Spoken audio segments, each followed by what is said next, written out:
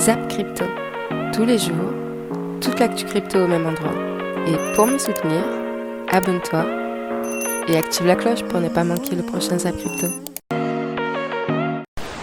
Bonsoir la cryptosphère, comme d'habitude on commence avec le Fear and Greed Index, actuellement à 10. Dans l'extrême peur, le Social Index, toujours bloqué à fond sur Up, et le market order flow actuellement dans le neutral. Je vous souhaite une bonne vidéo, c'était Zap Crypto. On va commencer par le semaine 8 bougies rouges. À la suite, c'est une première historique overrun Bitcoin, overrun Bybit. Voilà, donc ça c'est assez incroyable ce qui est en train de se passer là. 2 mois à la suite qu'on fait que des bougies rouges en fin de chaque semaine. Donc ça c'est assez incroyable. Quand on descend, on cherche un bottom. Quand on monte, on cherche un top. Là, on se pète la gueule, donc on cherche des zones où il va potentiellement rebondir. Alors oui, je sais très bien, le SP500 pue la merde. Cependant, le USDX, donc le dollar index, lui, est en train de FOMO totalement. Et d'ailleurs, il commence à se péter la gueule doucement mais sûrement. Et ça également, ça impacte le Bitcoin. Si le dollar se pète la gueule, bah c'est bon pour le Bitcoin. Et là, actuellement, il est en train de se péter légèrement mais sûrement la gueule. Pour l'instant, qu'est-ce qui se passe sur le RSI ? On est de nouveau ici sur ce support descendant. Donc support. On rebondit pour l'instant dessus. Pour l'instant, on peut pas vraiment dire rebond, on va plus parler d'un retest. Et on a également pété, il y a 2 semaines, il me semble, ce support-là, donc support ascendant, bottom ici, bottom crash Covid, bottom de range ici il y a quelques semaines. Ce support qui a déclaré les bottoms de 2018 et de 2020. Voilà, donc c'est un niveau majeur qui a été pété ici. Cependant, il reste ce deuxième support ici, support descendant sur le RSI. Et du coup, quel est le niveau à surveiller pour se dire un rebond est possible ? Bon, bah la reprise d'une dynamique haussière se fera en cas de cassure des 31 400. Donc c'est pour ça que je vous invite à mettre des alertes au-dessus des 31 400 et en dessous des 25 300 avec maintenant une alerte intermédiaire que je vais mettre perso en dessous des 28 400 si on retourne sur 28 400. Tout simplement sous ces niveaux de creux, je vais commencer à me poser des questions donc ici. Voilà. Je vais me dire c'est bizarre parce que là c'est vraiment des niveaux qu'on défend. Il y a quelqu'un qui défend beaucoup. On voit ici qu'on a la mèche ici, donc un creux ascendant ici, un creux ascendant. On voit vraiment que ça commence à être bien défendu. Donc ce qu'il faut maintenant, c'est breaker ici pour faire W comme ça, puis le W ici, qui sera indicateur, pas de bottom définitif bien évidemment, mais annonciateur de rebond. Ok, ce marché pourra rebondir tout simplement. On parlera de rebond. Maintenant le rebond, on a vu les zones, donc première étape, théoriquement, c'est vers les 34 000 $. Juste un petit point sur l'hebdomadaire, je voulais juste vous montrer que la clôture du coup c'est terminé au-dessus de ce niveau là. Je vous avais dit qu'il fallait surtout pas en hebdomadaire clôturer plus bas parce que à ce moment-là c'était forcément une portée basse. Pourquoi ? Parce qu'on allait avoir globalement tous les chartistes et Ishimoku qui allaient shorter ce marché, donc on allait avoir une très forte pression baissière, donc une grosse vente forte et donc une accélération baissière forte. Donc l'important c'est que les bougies hebdomadaires ne se clôturent pas en dessous du niveau des 28 800 qui sera un niveau justement où on aurait une accélération baissière si jamais on avait une bougie qui se clôture. Les gens sont potentiellement extrêmement pessimistes. Je dis encore plus qu'il est pessimiste, entre guillemets, ce marché, parce que si vous venez sur Coinalyse, on voit des choses extrêmement intéressantes. Vous avez un open interest qui continue à augmenter. Vous avez un funding qui tend en fait à diverger ici. Majoritairement du rouge, quand même. Vous pouvez le regarder sur tous les altcoins, etc. C'est majoritairement du rouge. Donc il n'y a aucun souci avec ça. On va aller le chercher au niveau de notre charte. Hop. Donc hors Ethereum, hors Bitcoin, etc. Pour moi, on peut complètement initier un short squeeze dans les prochaines heures, voire prochains jours. Il n'y a aucun problème. C'est rare qu'on voit du funding aussi plat. D'accord ? Donc dès lors, tout ce qu'il y a ici, c'est complètement shorté, quoi. Et on n'a pas une accélération au sein du funding des open interest. C'est pas vrai. Il y en a de moins en moins en réalité. Il y a très très peu de contrats qui sont actuellement sur ces niveaux de prix ouverts, alors qu'on tend en fait à essayer de faire des breakouts. On a un CVD spot qui continue à augmenter doucement mais sûrement. Il y a des gens qui achètent ce Bitcoin en spot. C'est relativement haussier en fait actuellement ce qu'on est en train de voir. On a 3 jolies bougies vertes en daily, donc potentiellement qu'on pourrait éventuellement initier un petit short squeeze. Voilà ce qu'on voulait potentiellement observer. Je suis actuellement en 1 heure, mais voilà, ça, on commence à avoir des choses qui sont très intéressantes. Vous avez entre guillemets tous les ingrédients sous les yeux, avec toutes ces confluences, avec les options, avec le gap CME, avec ce qu'on est en train d'observer sur nos datas, notamment sur l'order flow, tous les ingrédients qui sont en train de se mettre en place pour, oui ou non, potentiellement initier une petite accélération haussière. En tout cas, quand on combine les informations qu'on a sur Bitfinex et sur Deribit, on sait qu'il y a des gros qui sont positionnés à l'achat et qui, eux, ont une envie de vendre. Bien évidemment, ces mecs peuvent être coincés, on peut littéralement les défoncer. C'est pas parce que c'est des whales qu'ils peuvent pas perdre. Je vous ai déjà montré ça, mais on a le Bitfinex Leaderboard qui montre ceux qui sont en gain, ceux qui sont en perte. Par exemple, ici, il y a un mec qui perd. Enfin, là, il y a un mec qui gagne 6 millions sur la semaine. Donc là, on sait qu'eux, ils sont longs, par exemple, probablement. Mais si on regarde sur le mois, il y a des mecs qui sont en moins 32 millions, moins 25 millions, moins 17 millions. Donc il y a des whales qui se prennent de sacrées claques. Après, ces mecs sont edgés, donc sont probablement pas en moins 32 millions. Et oui, il y a des whales qui perdent de l'argent et d'autres whales qui gagnent de l'argent. Par exemple, lui, il est en gain de 9 millions, lui, il est en perte de 32 millions. Donc il y a des whales qui gagnent et des whales qui perdent. Donc c'est pour ça que il peut y avoir des gros poissons qui sont rentrés ici, ou qui soient rentrés ici, mais ces mecs peuvent perdre, tout simplement.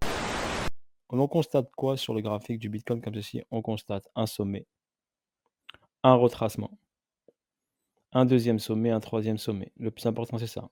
Sommet, sommet, sommet. Là, on a quoi? Les plus bas, plus bas, plus bas. Et on a quoi? Un plus bas qui a cassé le dernier plus bas. Donc voilà la grosse information qu'on a. Donc là, quand on casse ici un niveau ici plus bas, on peut avoir un signal de début de retournement de tendance. Ça veut dire qu'on peut pas, on était bullish, donc haussier. On peut passer sur un retournement, bien sûr, baissier et valider une tendance baissière. Mais si on regarde bien sur monthly, d'accord, si on va en monthly par exemple, on remarque bien que le Bitcoin reste bullish, donc reste haussier. Donc si on va en monthly ici, on constate que le Bitcoin reste bullish. Mais il a cassé le dernier ici plus bas qu'il a créé. Donc c'est un gros signal, d'accord, d'information. C'est une grosse information à prendre en connaissance de cause.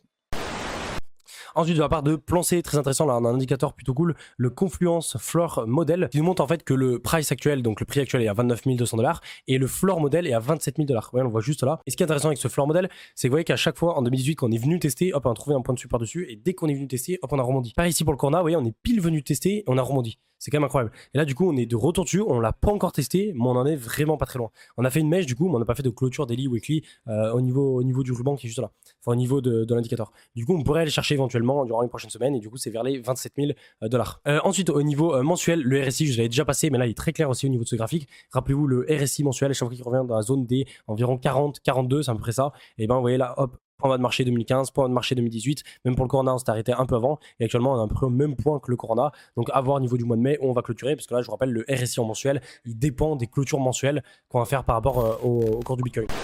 Le merge sur Ether, donc le passage à Ethereum 2.0, le passage au Proof of Stake est pour l'instant programmé pour août. On avait parlé de septembre ou octobre à un moment donné, et ici vous comprenez que le staff et les développeurs sur Ether ont fait pas mal de testnets et que dorénavant Ether serait potentiellement Ethereum 2.0 programmé pour août. Qu'est-ce que ça veut dire ici? Ça veut dire que probablement, ça serait pas non plus déconnant d'avoir un rallye haussier avant cette date du passage à Ethereum 2.0. Moi personnellement, j'étais sur un scénario où le passage à Ethereum 2.0 allait engendrer un sell-off sur la news. Ether a tellement corrigé que c'est un petit peu délicat. On a aussi eu beaucoup on a beaucoup décalé cette date de The Merge depuis très longtemps maintenant, donc peut-être que les gens ne croient plus trop à cette nouvelle news comme quoi Ether va sortir en août. Oula, j'ai du mal, c'est dimanche. Et donc voilà, donc du coup peut-être que c'est ça qui fait que sur l'action de prix, c'est pas incroyable ce qu'il est en train de se passer là sur Ether. En tout cas, il va y avoir une bombe de difficultés, c'est-à-dire que au moment où The Merge va arriver, on va largement inciter les gens à passer sur le nouvel Ether, enfin sur le Proof of Stake. Les deux cohabiteront ensemble, puisque le Ethereum 1 fait partie de la Beacon Chain de l'Ethereum 2.0, mais il va y avoir une bombe de difficulté pour inciter les mineurs à arrêter leur machine et tout simplement forcer les gens à plutôt passer sur le Proof of Stake et sur la manière d'échanger sur le Proof of Stake. Au niveau du VIX, de toute manière, comme je disais, il y a quelque chose qui s'annonce comme en 2008. Si je reviens en arrière, en 2008, on avait une tendance qui était plutôt haussière. Et là, c'est approximativement la même chose. On est dans une tendance haussière au niveau des VIX. Donc là, c'est pas signe pour l'instant que tout va bien actuellement au niveau de l'environnement. Donc, il faut faire quand même assez attention, on peut être dans un long marché baissier, c'est un potentiel puisque on a eu à peu près la même structure en 2007-2008 avec un marché baissier qui a duré très longtemps. Donc voilà. Alors justement au niveau du price earning, au niveau du S&P 500, on se trouve aux alentours de 16 et quelques. Moi je dirais déjà que ce serait bien qu'on aille au moins vers 15, ce serait vers mon objectif. Après c'est vrai que si on va en dessous de 12, 10, ça ce serait vraiment dans un très long marché baissier. Et là effectivement à très long terme c'est très intéressant. Mais déjà on va aller là et puis on va voir qu'est-ce qui se passe à ce niveau-là, au moins corriger vers au moins à peu près 15, vers le côté un peu médian ici, puisqu'on est aux alentours actuellement de la moyenne. Et d'ailleurs, si vous voyez, par exemple, si on compare les bear markets dans le passé, ceux qui ont été très longs en 2000 ça a été très long. Vous voyez, même en 2008, là, on est en 2022, donc celui qui est un peu en rouge bordeaux, là, à peu près, là. Vous voyez, on n'est même pas à la moitié. Donc, voilà, ça peut, si on est vraiment dans un bear market, ça peut être très long, comme en 2000 ou en 2008. Donc, on reste quand même ouvert à cette possibilité-là, puisqu'on a eu 12 ans de marché haussier. Donc, oui, effectivement, on peut être dans cette possibilité-là. On va parler de Christine Lagarde, parce qu'elle vient de faire une déclaration assez choc. Donc, Christine Lagarde, qui est la présidente de la Banque Centrale Européenne, qui était précédemment FMI, donc elle connaît bien tout ce qui est autour de la monnaie, on va dire. Et en fait, elle vient de faire une déclaration disant que les crypto-monnaies ne valent rien. Pour elle, les crypto-monnaies, ça c'est basé absolument sur rien et ça ne vaut rien. Et il faut en fait réguler tout ça. Il faut réguler tout ça pour empêcher aux gens qui n'ont pas connaissance des risques de perdre énormément d'argent sur les crypto-monnaies. Après oui, moi je suis en phase sur le fait que les gens doivent être au courant du risque qu'il y a sur les crypto-monnaies, mais il ne faut pas les empêcher d'investir, et de là à dire que ça n'est basé absolument sur rien, c'est assez osé. Il y a quand même des stablecoins qui sont basés sur l'or par exemple, donc c'est basé sur quelque chose, mais oui, si on prend le Bitcoin et l'Ether et les autres stablecoins, c'est pas basé sur une monnaie ou un actif du système traditionnel, et je pense que c'est pour ça qu'elle dit ça ne vaut absolument rien. Ensuite, Grégory Raymond, l'un des fils de Christine Lagarde, a investi dans les cryptos. C'est trop drôle. Vraiment le paradoxe à la totale. Christine Lagarde qui fait que tacler les cryptos, H24, qui dit que les cryptos, c'est pas bien, c'est le mal. Les cryptos, c'est pas une vraie monnaie. Et j'ai encore vu une vidéo de Aurore Laluc qui a dit que le Bitcoin n'était pas une monnaie. Et c'est très discutable parce qu'en réalité, la définition même d'une monnaie, elle est nuancée en fait, elle est pas c'est comme ça ou c'est comme ça, c'est beaucoup plus nuancé et en fait ça va dépendre de chacun, mais c'est vrai je sais pas si on peut appeler ça les détracteurs du Bitcoin, mais plutôt ceux qui sont pas forcément pour la monnaie, pour les crypto-monnaies décentralisées comme le Bitcoin, et ben ils vont plutôt utiliser l'argument de dire que le Bitcoin est volatile, donc ce n'est pas une monnaie, et pour eux une monnaie ne doit pas être volatile. Sauf que ce que je comprends pas, c'est que tous les ans, on perd beaucoup d'inflation, on perd beaucoup de valeur sur les monnaies traditionnelles, le dollar, l'euro, et pourtant, la monnaie est quand même volatile sur l'euro et le dollar. Alors pas autant que les cryptos, bien sûr que non, mais elle l'est quand même. Et on se rend pas compte parce qu'en fait, à la banque, 1 euro reste 1 euro. Mais en réalité, l'euro se dévalue énormément et le dollar, c'est encore pire. Je pensais qu'en 2021, il me semble, on avait imprimé 40% des dollars total. Mais en fait, on se rapproche plus des 60-80% des dollars total imprimés en une seule année. Ce qui est complètement fou pour 200 ans de monnaie. En faisant une cote très mal taillée de ce qui s'est produit depuis 50 ans, lorsqu'il a fallu négocier les hausses de taux, nous pouvons observer que le seuil de douleur maximum du tissu économique qu'il est capable de supporter diminue un peu plus à chaque répétition de ce cycle. En faisant une prolongation de tendance grossière, on peut déterminer un seuil de douleur pour cette année d'environ 2,5 à 3% en forçant à fond sur les manettes. Donc clairement, on est loin des 7,5% requis, et si je devais parier, je dirais qu'en l'état actuel des choses, les USA ne peuvent pas remonter les taux, à moins d'introduire un changement majeur. Qu'est-ce que j'entends par là ? Eh bien, un événement de rupture qui servirait de prétexte pour faire passer des choses qui, a priori, n'étaient pas possibles. Par exemple, si la crise des mesures anti-Covid a permis d'enfermer tout le monde chez soi, ce qui paraissait impensable quelques semaines avant que cette décision fût prise, eh bien on peut imaginer que le prétexte de la guerre puisse justifier toutes les mesures les plus folles en termes de politique monétaire. On appellerait ça de l'économie de guerre 2.0 ou la crise Poutine ou quelque chose du genre. Et là, on pourrait voir toutes les théories monétaristes dites modernes être mises en œuvre de façon tout à fait fantaisiste. Si vous voulez savoir en quoi ça pourrait consister, en France, nous avons Jean-Luc Mélenchon qui nous promet des contrôles des prix et de capitaux.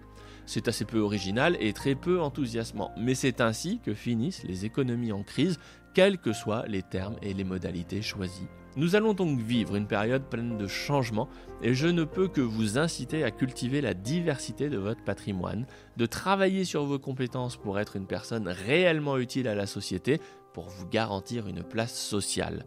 Enfin, pour ceux qui le peuvent, de garder un esprit entrepreneurial afin de chercher des solutions aux problèmes qui nous tombent dessus. Premièrement, être entrepreneur, c'est quelque chose de très stimulant et pour moi, c'est la meilleure façon de ressentir ce qu'est la liberté. Et deuxièmement, ceux qui savent apporter des solutions aux problèmes en temps de crise qui se posent à la société en sont généralement largement récompensés car ils sont tout simplement extrêmement utiles aux autres. Et vous voyez ici, Buffett est de retour avec l'un des plus grands achats sur des années. Donc il est en train d'acheter activement en bourse. Et quand Warren Buffett il commence à acheter activement en bourse, c'est une très bonne question. On peut se poser des questions. Est-ce que le marché baissier est fini? Est-ce qu'il ne faudrait pas suivre Warren Buffett? Est-ce qu'il n'a pas une info que nous, on n'a pas? Et donc, je vais essayer d'y répondre dans cette vidéo sans langue de bois. Alors, moi, j'ai répondu tout d'abord à Vassili sur LinkedIn en lui disant son fonds perd 20% en moins de 2 mois. Mais cette année, pour Warren Buffett, a été exceptionnelle. D'accord, ça a vraiment été exceptionnel. Warren Buffett, il a vu que les pétrolières allaient être dans le vent, donc il a acheté des pétrolières. Il s'est investi massivement sur Apple également. Et je pense également que Warren Buffett, c'est l'un des meilleurs, si ce n'est le meilleur investisseur au monde. Néanmoins, beaucoup de particuliers ne pourront jamais faire comme lui parce que il y a eu des périodes où Warren Buffett n'a pas gagné d'argent. Et pendant 5 ans, pendant 6 ans, Warren Buffett perdait de l'argent. Or, quand on voit qu'un particulier, en 1 mois, quand il perd de l'argent, il commence à paniquer, etc., que Warren Buffett, pendant 5 ans, 6 ans, sachant qu'il a une grosse responsabilité, sachant qu'il a une grosse pression, sachant qu'il y a des gens qui comptent sur lui, sachant que quand il perd de l'argent, il y a beaucoup de gens, ils lui disent « Ouais, est-ce que tu es toujours bon ?» Sachant que les médias scrutent tout ce qu'il fait, la pression sur Warren Buffett est énorme. Et pourtant, il y a eu des périodes où pendant 5 ans, 6 ans, Warren Buffett ne gagnait pas d'argent. Et donc, l'idée, elle est là. C'est Warren Buffett est un investisseur à long terme. Et très peu de particuliers sont capables d'avoir son mindset, capables de tenir, capables d'avoir cette vision à long terme. Du coup, maintenant, qu'est-ce qu'on fait? Quel est le plan d'action? Et maintenant, qu'est-ce qu'on va faire? Je sais pas. Alors que moi, je sais. On va éloigner cette peur dans le coin du canapé. On va la poser délicatement. Très bien. Peut-être juste un petit tac, un petit atémi par-dessus pour lui dire qu'elle ne reviendra jamais et qu'on en a fini avec elle. Je mérite d'être aimé. Très bien. Je vous propose de vous donner 3 étapes et conseils à suivre absolument si vous voulez réussir et sortir gagnant de cette période. D'ailleurs, si c'est pas fait, je vous invite à voir ma précédente vidéo sur le sujet où je vous ai quand même donné 7 conseils, mais ceux-ci, je pense, viendront en complément de celle-là.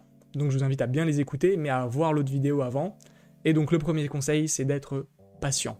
Soyez patient, c'est hyper important dans ce genre de période. La patience, en fait, c'est la clé de la réussite, parce que si vous n'êtes pas patient et que vous vendez trop vite, vous allez tout perdre. Si vous achetez trop précipitamment et trop vite, vous risquez d'encaisser des pertes pendant un certain temps, et donc peut-être de revendre en paniquant. Donc soyez patient et soyez prêt à tenir peut-être plusieurs années. Le deuxième conseil que j'ai à vous donner, c'est d'être patient. Et oui, c'est le même. Et le troisième conseil que j'ai à vous donner, encore une fois, c'est d'être patient. Bref, en réalité, vous l'avez compris, il y a un seul conseil à vous donner, c'est d'être patient, parce que personne chopera le bottom, personne fera exactement les bons choix, donc achetez selon votre stratégie, soyez patient et visez long terme. On débute les actualités du mercredi avec la société qui a racheté LimeWire qui avance dans le développement de ses services. Mais tout d'abord, on va faire un petit récapitulatif. Je vous rappelle qu'il y a 2 mois, la plateforme qui avait été rachetée par 2 entrepreneurs australiens avait levé 10 millions de dollars dans le but de développer une plateforme de NFT musicaux. Et aujourd'hui, ils avancent à pas de géant dans leurs ambitions car ils ont annoncé un accord avec Universal Music Group qui donnera la possibilité à tous les artistes ayant signé avec les différentes entités du groupe de pouvoir proposer du contenu supplémentaire pour leurs fans au format NFT sur la future plateforme de LimeWire. Bref, faisons maintenant un petit résumé de la situation. On a eu récemment Spotify qui s'est mis à tester les NFT, et on a également eu Algorand qui a racheté la plateforme de streaming musical Napster pour l'orienter vers le Web3. Et donc ici, avec ce partenariat, on voit très clairement que l'industrie musicale est sur le point d'être transformée par la vague du Web3, de la même manière qu'elle avait été transformée par l'arrivée d'Internet. Dans un récent sondage de Ladan et KPMG, dont Cryptost est partenaire, on apprend que 8% des Français détiennent des crypto-monnaies. Un chiffre impressionnant qui témoigne de l'intérêt des citoyens pour les cryptos et la nécessité donc d'encadrer cette classe d'actifs pour les protéger. Mais les encadrer correctement. Ces derniers mois, certains points de la régulation ont fait peur à l'écosystème, craignant que l'Europe passe une nouvelle fois à côté d'une révolution de taille, celle du Web3 et celle de la crypto. Car ce monde n'a pas de frontières, et si la régulation européenne est trop forte, nos acteurs, nos cerveaux, partiront. Cette série de vidéos, en partenariat avec Ladan, a pour objectif de sensibiliser sur les risques d'une régulation trop punitive ou trop stricte sur nos acteurs, et vise à expliquer et proposer des alternatives. Et en parlant du monde artistique qui adopte le Web3, on a aujourd'hui le producteur et réalisateur français Roman Coppola et les membres de la société de production American Zoetrope de Francis Ford Coppola qui vont lancer une plateforme de financement de films à la sauce Web3. Et la plateforme qui se nommera Decentralized Picture va fonctionner comme une DAO, c'est-à-dire que n'importe quel cinéaste pourra venir déposer son projet en achetant des tokens de la plateforme et ils peuvent également gagner des tokens en commentant les projets d'autres cinéastes et finalement la communauté va voter pour savoir quel projet devrait être considéré pour des bourses de finances qui seront distribuées par la Decentralized Picture Foundation. À savoir que cette fondation, qui a un but non lucratif, finance les films sur lesquels elle va prendre un faible pourcentage des recettes qui seront ensuite entièrement reversées au prochain film qui sera sélectionné. Bref, une application de la blockchain qui trouve son utilité et qui va permettre de faire émerger des artistes. Et pour information, l'application devrait être mise en ligne lors du Festival de Cannes le 20 mai prochain. Là, on a vraiment un schéma qui explique comment ça marche le Web 1 et le Web 2 et le Web 3.0. Donc le Web 1, c'était juste, on va dire, de la lecture. C'était des sortes d'annuaires où, par exemple, on allait sur Yahoo, il y avait un annuaire de tous les sites web et on consommait les choses. C'était pas nous qui mettions le contenu à jour sur Yahoo. C'est des gens qui mettaient à disposition des sites web et les utilisateurs ne faisaient que lire. Le Web 2.0, c'était plus la création de contenu, donc il y avait cette fonction write, donc on écrit et on lit. Donc les utilisateurs écrivent et ils créent du contenu et les utilisateurs aussi lisent le contenu. Et le Web 3, c'est la même chose, on garde l'aspect écrire et lire, mais on rajoute l'aspect posséder. Donc les utilisateurs possèdent le contenu qui créent tout simplement. Et par exemple les NFT c'est un exemple, on crée des choses, ça nous appartient. Et on peut les revendre ensuite, on peut gagner de l'argent. C'est juste un exemple les NFT, mais c'est vraiment le gros changement, c'est que les personnes vont posséder les choses. On peut prendre l'exemple aussi d'un réseau social décentralisé qui est en train d'être créé. Là, ce protocole, les utilisateurs en fait vont posséder le contenu des tweets, des messages qu'ils vont poster, ils pourront ensuite le migrer vers d'autres protocoles. Donc vraiment, le changement du Web 3, c'est le fait de posséder une partie d'Internet, posséder une partie du protocole. Et c'est ça le changement majeur du Web 3.0. Et le Web3, en fait, ce qu'il fait, il permet en fait aux participants de travailler pour un même objectif commun, la croissance du réseau. La croissance du réseau, et ça se fait grâce aux tokens, aux jetons qui sont présents sur le réseau et qui sont distribués aux utilisateurs, aux créateurs de contenu, aux développeurs, aux investisseurs. Donc on a un jeton qui permet de faire en sorte que les gens travaillent vers un même but commun et sont récompensés par ça. Et en fait, on a du coup une meilleure répartition de la distribution des jetons, de la distribution de la valeur entre les créateurs de contenu, entre les investisseurs, les utilisateurs, contrairement au Web 2.0, qui est le schéma plus haut, où c'est surtout les investisseurs qui tirent le plus de profit tout simplement du réseau. C'est les investisseurs de Facebook, c'est Mark Zuckerberg par exemple, qui a plusieurs dizaines de milliards de dollars grâce à Facebook. Mais au final, les créateurs de contenu sur Facebook, ils n'ont pas tiré profit directement de la valeur qui a été créée grâce à leur création de contenu. Alors, est-ce qu'ils rachètent ou ils ne rachètent pas Twitter? That is the question. Et bien pour le moment, il a dit je suis prêt à lâcher 44 milliards, mais faut être sûr quand même qu'il n'y ait pas beaucoup de faux comptes. Et lui, il estime que la proportion de faux comptes pourrait représenter au moins 20%. Au moins 20% des utilisateurs de Twitter. Donc selon certaines informations, etc., qui l'ont été divulguées, selon certains experts, etc. Et en fait, Twitter a dit, ah non, nous, on n'a pas de faux comptes, on n'a pas de faux comptes, machin, dans cette ampleur, etc. Et Musk, il veut une garantie de la part de Twitter que la proportion de faux comptes soit nettement inférieure à 5%. Voilà. Alors Twitter l'a affirmé, mais ils vont en être sûrs, ils vont en avoir la garantie, etc. etc.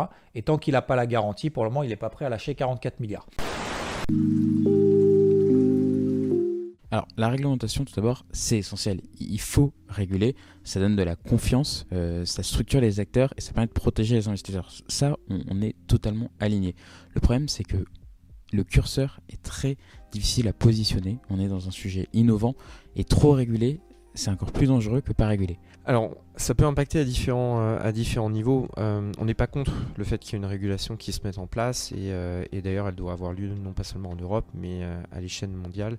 Et on n'est d'ailleurs pas les seuls à le dire. Beaucoup des grands acteurs recommandent en fait à ce que des règles soient mises en place, ne serait-ce que pour pouvoir jouer à jeu égal et aussi parler de la même voix, implémenter les mêmes types de solutions. Donc Mika, en fait, pourquoi pas. Maintenant, dans Mika, il y a en effet quelques textes qui sont problématiques. Pour mon activité, ça peut concerner en fait les besoins en matière de fonds propres qui nécessitent pour des entreprises comme les nôtres qui sont en croissance mais ne sont pas encore extrêmement riches, on n'a pas levé des centaines de millions d'euros, des besoins qui peuvent être très importants et donc du coup ça nécessite de faire appel à des capitaux privés, faire appel au marché, ce qui n'est pas nécessairement hyper évident. Pourquoi ? C'est un peu comme la courbe de l'affaire, mais pour la réglementation, où si on pose le curseur trop loin, ce qui va se passer, c'est qu'il ne va plus avoir d'acteurs crypto, de plateformes de crypto en Europe, en tout cas elles vont être anecdotiques, et les investisseurs vont se déplacer, et c'est ce qui se passe aujourd'hui, vers des exchanges non régulés en Europe, et ils seront encore moins protégés, puisqu'ils ne seront même pas du tout protégés, l'exchange européen n'appliquera pas Mika. Et donc on se retrouve dans un cas où on a, en mettant trop de réglementation, enlevé finalement toute protection. Et pendant ce temps, à Chypre, on a Kyriakos Kokkinos, le vice-ministre de la Recherche, de l'Innovation et de la Politique numérique, qui a déclaré que le gouvernement avait rédigé sa propre législation qui encadrera le secteur crypto. Et il a précisé que cette future législation soutiendra l'utilisation des cryptos et qu'elle sera certainement mise en place avant que l'Europe n'ait finalisé une directive uniforme sur l'écosystème crypto. Et donc on voit ici que le gouvernement chypriote a bien l'intention de conserver son attractivité fiscale et de l'étendre au secteur des cryptos.